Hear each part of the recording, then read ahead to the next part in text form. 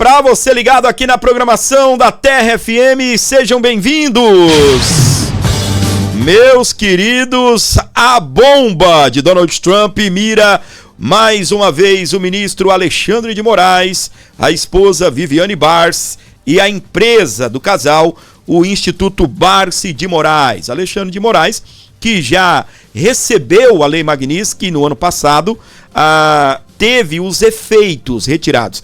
Para constar, de repente, para você, a título de informação, Alexandre de Moraes não foi retirado a Lei Magnitsky dele. O que caiu foram os efeitos da Lei Magnitsky. Ele ainda é alguém que é aí, como dito popular, magnificado. Na verdade, ele é sancionado pelos Estados Unidos por violações graves aos direitos humanos, na maneira que ele tem conduzido aí os processos do 8 de janeiro, colocando atrás das grades, condenando pessoas que simplesmente escreveu uma frase com batom, água que sai com água, né? Se não quisesse ter o trabalho de limpar aquilo, a própria chuva já teria limpado há muito tempo. A Débora do Batom, por exemplo, 14 anos de prisão. A atuação do ministro também contra as plataformas, as redes sociais, ainda continua sendo um dos principais motivos para que agora haja esse retorno da Lei Magnitsky contra Alexandre de Moraes. Alguns podem dizer, à época a gente não viu tantos efeitos. A Lei Magnitsky estava sendo aplicada gradativamente, né? Houve aí uma intermediação do Lula, do presidente Lula, que acabou negociando aí as terras raras com os Estados Unidos. E aí, né, por conta de interesses dos Estados Unidos, eles retiraram. Mas é fato, meus queridos, que as violações continuam. O Supremo Tribunal Federal continua condenando pessoas que estiveram na manifestação há 15, 16 anos, 14 anos. Condenou Jair Messias Bolsonaro a 27 anos de prisão. E também continua, né, censurando jornalistas, canais nas redes sociais, que nós vamos até comentar aqui ao longo do nosso programa, inclusive com algumas atualizações. Então sejam bem-vindos. A Lei Magnitsky novamente pode pegar Alexandre de Moraes, não de surpresa, mas quase de surpresa. Por quê? Olha só, o assessor de Donald Trump, ele estará no Brasil nesta segunda e terça-feira, tá? Jair Bolsonaro havia solicitado ao ministro Alexandre de Moraes que autorizasse a presença do Darren Beattie, que é esse assessor conselheiro sênior do governo de Donald Trump. E, meus queridos, em meio a isso, né, o Alexandre de Moraes tinha autorizado o Darren Beattie fazer uma visita ao Jair Messias Bolsonaro. Só que aí veio essa informação de que os Estados Unidos poderia retornar a Lei Magnitsky contra o ministro, e eu acho que o ministro ficou meio chateado, né? O ministro acabou proibindo o assessor dos Estados Unidos em visitar o Jair Messias Bolsonaro. Olha só, primeiro que ele tinha autorizado numa data que provavelmente o Darren Beattie não estaria mais no Brasil, que é quarta-feira, dia 18. A defesa de Jair Messias Bolsonaro queria recebê-lo na segunda ou na terça. As visitas a Bolsonaro normalmente são aí nas quartas-feiras. Nesse caso aconteceria no dia 18. Pelo visto, o Darren Beattie nem estaria mais no Brasil. Mas é fato que se o Darren Beattie quisesse realmente falar com o Jair Messias Bolsonaro, ele estenderia a sua agenda no Brasil e deixaria para retornar aos Estados Unidos aí a partir da quarta-feira, dia 18. Mas é fato, o que aconteceu é que o Alexandre de Moraes, agora, depois que ficou sabendo que os Estados Unidos o mira novamente com a Lei Magnitsky, ele simplesmente foi lá e falou, não, tá proibido, não pode o assessor de Donald Trump falar com Bolsonaro, mas é de jeito nenhum que isso vai acontecer. Parece que o Alexandre de Moraes não gostou muito, né? Ele havia pedido as informações sobre a visita do assessor, pediu isso ao Itamaraty, e o Itamaraty respondeu o seguinte: visita de assessor de Trump a Bolsonaro pode causar indevida ingerência. Olha só. E aí o Alexandre de Moraes, né, foi lá e simplesmente cancelou essa visita do Darren Beattie ao Jair Messias Bolsonaro. Situação que causou grande revolta aí na direita brasileira e também aí os contratempos aí até na mídia, não é? Até na mídia. Do que será que Alexandre de Moraes ficou com medo? Será que ele ficou com medo aí das implicações da Lei Magnitsky?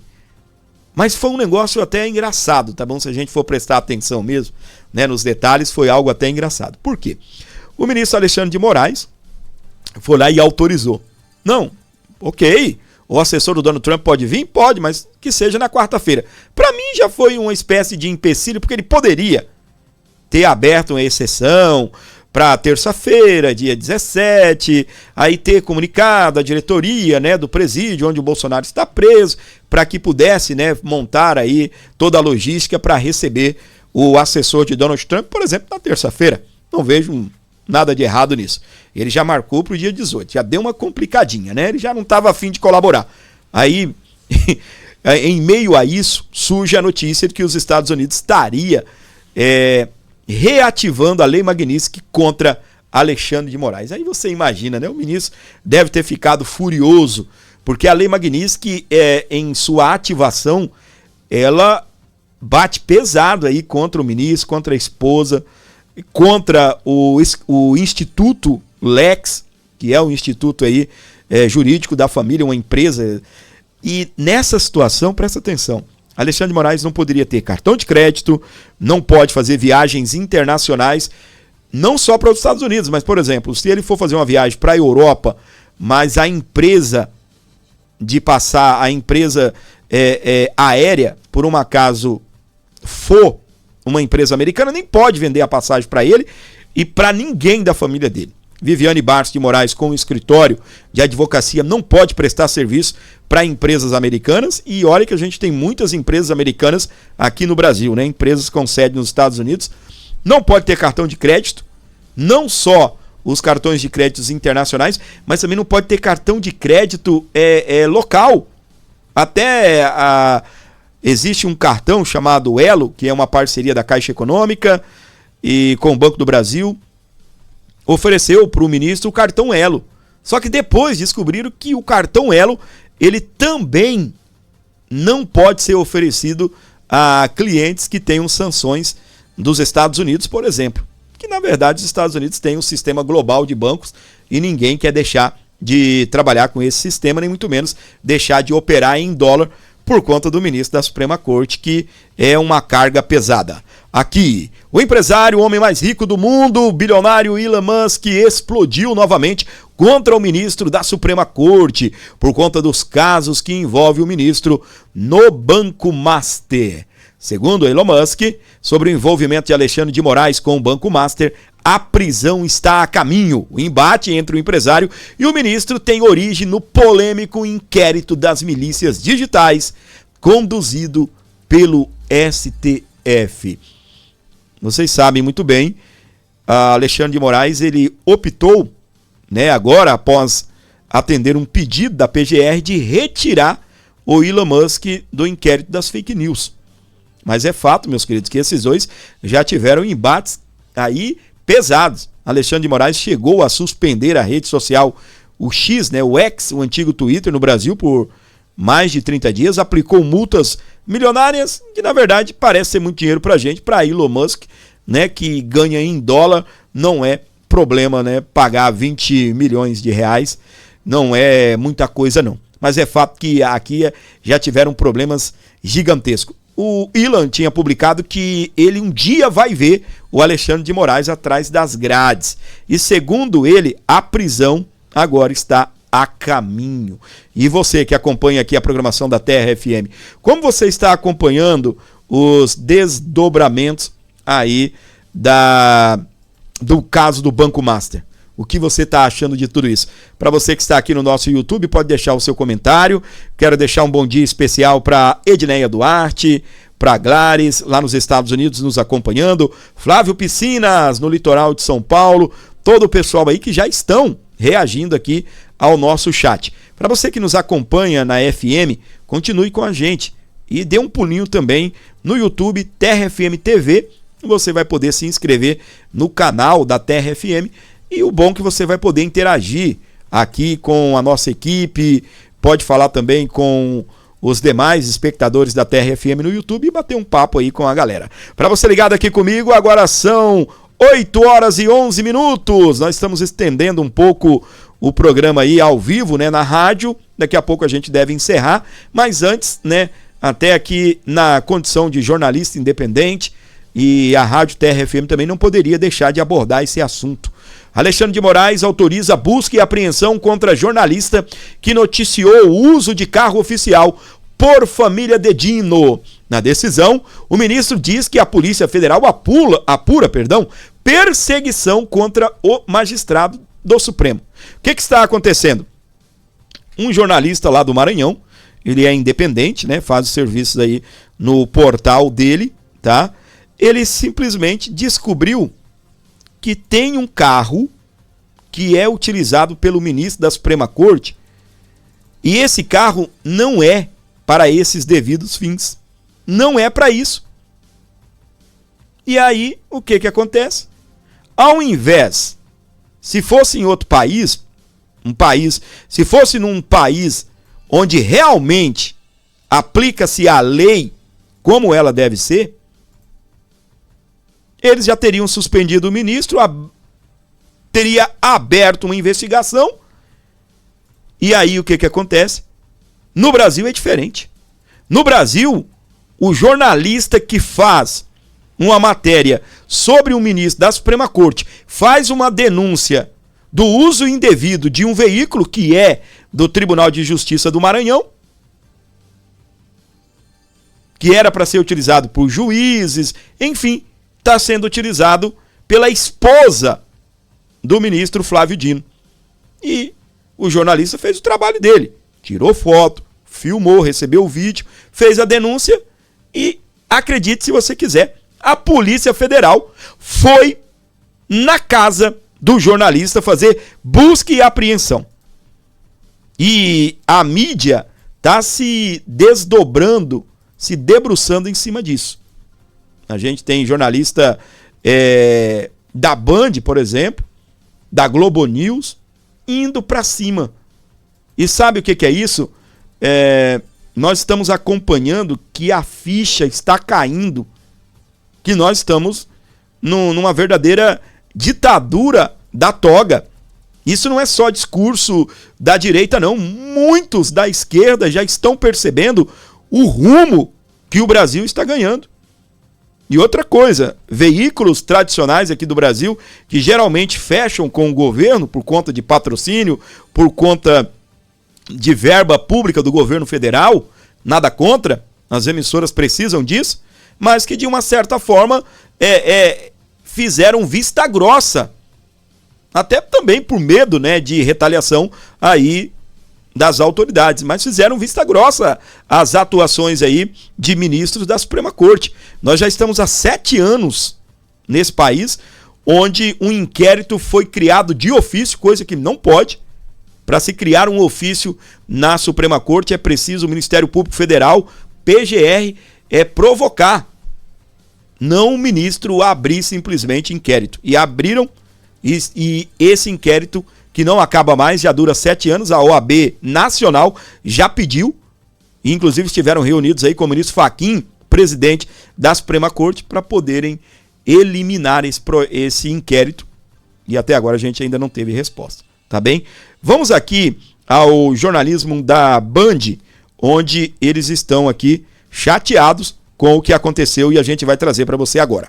Um jornalista publica que parentes do ministro Flávio Dino, do Supremo, usaram um carro oficial. A Polícia Federal vai até a casa dele, apreende celulares, apreende notebook. A ordem de busca e apreensão assinada por Alexandre de Moraes. Qual é o crime imputado ao repórter? Perseguição. E as provas da perseguição? As reportagens. Ou seja, pelas regras de Dino e Moraes, apurar e publicar uma notícia pode ser indício de prática criminosa. Só que, pelas regras da Constituição, o repórter tem o direito de publicar as informações que ele apura, mesmo que sejam sobre Dino e ainda que estejam erradas. Sendo que, nesse caso, a informação não foi desmentida. A toga não proporciona poderes especiais, ou pelo menos não deveria.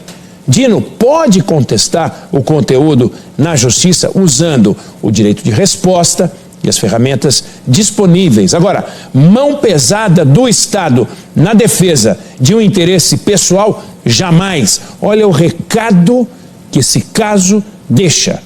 Notícia sobre ministro do Supremo, se for a favor, ok. Se pisar no calo, vale uma porta arrombada. Para você ligado na programação aqui da nossa Rádio Terra FM, a rádio da nossa terra. Bom dia para você. 7h17.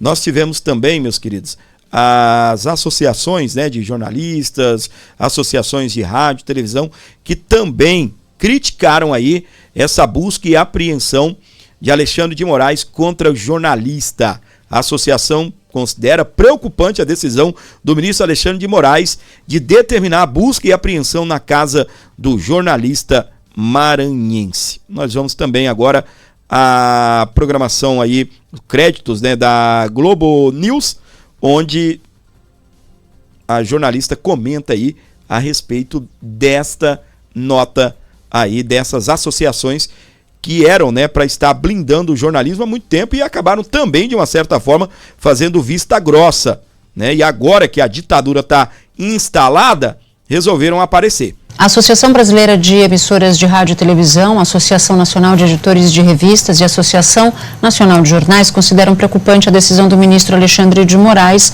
de determinar busca e apreensão na casa desse jornalista maranhense, Luiz Pablo Conceição Almeida. A decisão foi tomada em razão de informações publicadas pelo jornalista no blog do Luiz Pablo sobre o suposto uso de veículo oficial de Tribunal de Justiça do Maranhão para a família do ministro Flávio Dino, também do STF. A atividade jornalística, independentemente do veículo e de sua linha editorial, conta com a proteção constitucional do sigilo da fonte. Qualquer medida que eventualmente viole tal garantia, diz essa nota, deve ser entendida como um ataque ao livre exercício do jornalismo. O fato de a decisão se inserir no chamado inquérito das fake news, continua essa nota que está na sua tela, que não tem objeto determinado ou prazo de duração e ainda ser aplicada a uma pessoa que não conta com prerrogativa de foro, torna ainda mais grave a situação, segue a nota. As entidades subscritas esperam a revisão da medida que viola o preceito constitucional do sigilo da fonte e a própria liberdade de imprensa. O presidente da NJ, Marcelo Resch, disse ainda, abre aspas, o eventual cometimento de crime por profissionais do jornalismo deve ser investigado e punido na forma da lei, observado o direito de defesa e o devido processo legal, mas resguardadas as prerrogativas da atividade jornalística, que existem para proteger toda a sociedade, fecha aspas.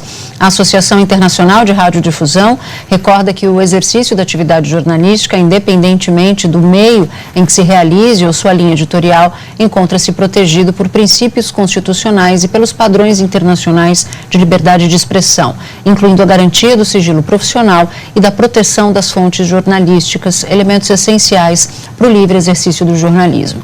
A associação exorta que essa medida seja revista à luz dos princípios constitucionais brasileiros e dos padrões internacionais de direitos humanos que protegem o exercício do jornalismo e a liberdade de expressão. Para você ligado na programação da Terra FM, bom dia. 8h20, nós estamos ao vivo por aqui, recebendo você em todo o Brasil, através do nosso canal do YouTube, através também da transmissão aí da Terra FM. Você pode baixar o aplicativo aqui da Terra FM e ouvir, levar a Terra FM onde você estiver com a gente. Todos os dias, a partir das 7 da manhã, nós estaremos ao vivo aqui com o nosso Jornal da Terra. O jornalista, ele comentou o seguinte, ele deu uma entrevista lá ao SBT News e ele comentou que quando a Polícia Federal esteve na casa dele, eles estavam, na verdade, tentando buscar quem era a sua fonte. Ou seja, quem foi que te contou isso, quem foi que fez a filmagem e mandou para você. Vamos acompanhar um trechinho da entrevista do jornalista. Eu recebi um vídeo da esposa dele no carro com o filho dele. Por se tratar de uma criança, eu não publiquei o vídeo. Como aparece aí nas imagens, eu apenas congelei a imagem do vídeo mostrando o carro saindo do local, que é onde a esposa dele, acompanhada com segurança, deixa o filho para atividade de esporte, que é uma associação, e eu apenas printei. A partir e chequei a questão da placa, de tudo, fiz a apuração jornalística através de fontes. Eu acredito que a forma como vieram fazer a busca e apreensão é para saber quem foi que me passou a informação. A questão de saber a fonte de informação. O que deixou bem claro para mim foi isso. Entendi. Em nenhum momento você também fez nenhum tipo de stalking, que é o que estão te acusando. Nenhum momento, não entrei em contato no telefone pessoal do ministro. Não abordei ele em local nenhum para perguntar sobre isso. Eu encaminhei os questionamentos para o e-mail institucional dele, tanto dele quanto do Tribunal de Justiça do Maranhão. E vale ressaltar que o ministro já tem uma caminhonete à sua disposição aqui, por ter sido ex-governador do Maranhão, também custeada pelo Estado. Também uma SW4. Então ele tem 2 estruturas aqui no Maranhão cedidas para ele, do Tribunal de Justiça e do Governo do Maranhão. Muito bem, meus queridos. Tá aí então, né? O que seria, né, stalkear, né? No dito popular, né, como dizia minha mãe, né, é ficar futricando, né, a vida do ministro, ou seja, em uma linguagem talvez policial, investigando, né, a vida do ministro. De uma certa forma, não existe no Brasil jornalismo independente, jornalismo investigativo, por exemplo. Ele está sendo acusado de stalkear o ministro. Acho que quando alguém vai de uma certa forma fazer um jornalismo investigativo, ele tem que stalkear, né? Que é verificar, ver o que está acontecendo, checar, ver se é verdade, fotografar, filmar.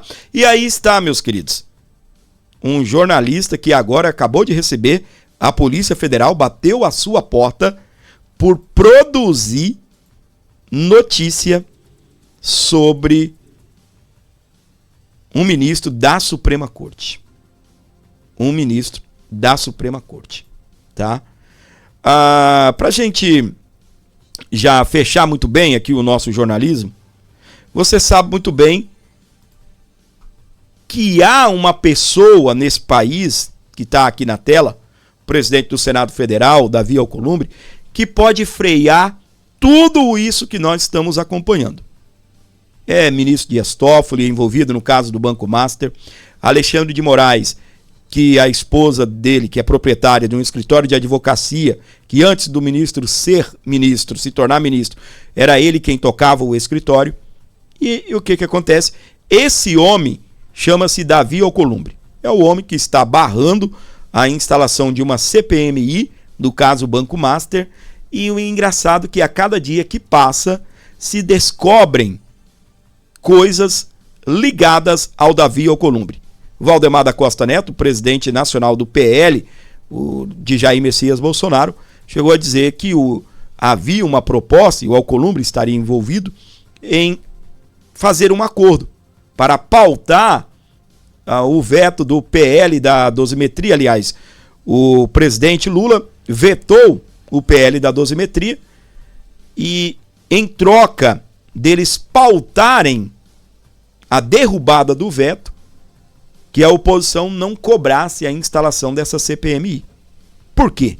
Mira diretamente o presidente do Senado Federal, também é alvo. Aí poderia se tornar alvo dessa CPMI.